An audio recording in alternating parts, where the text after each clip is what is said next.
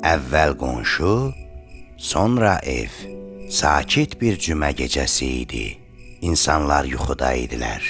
Ətrafdakı evlərdə gecənin xəlvətində ibadət edənlərin münacat zümzümələri bu səssizliyə sehirli bir rəng qatırdı.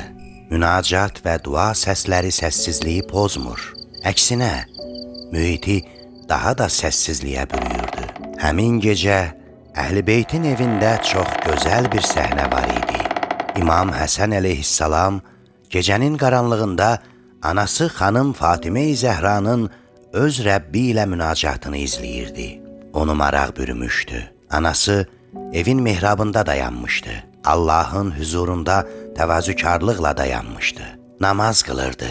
Uzun rükû və səcdə edirdi. O gördü ki, anası qonşuları barədə tanıdığı imanlı insanların adlarını çəkərək hər birini dua edir. Onların ehtiyaclarını və bağışlanmalarını Allahdan istəyir. Amma özü üçün heç bir şey istəmirdi. İmam Həsəni maraq bürümüşdü. Anam niyə belə edir? Bu fikirlə də anasına yaxınlaşdı.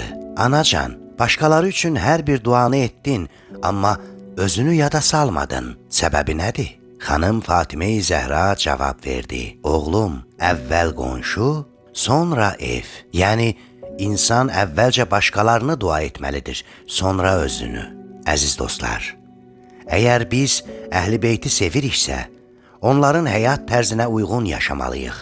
Onların sözü, sirə və sünnəsini gündəlik həyatımızda tətbiq etməliyik.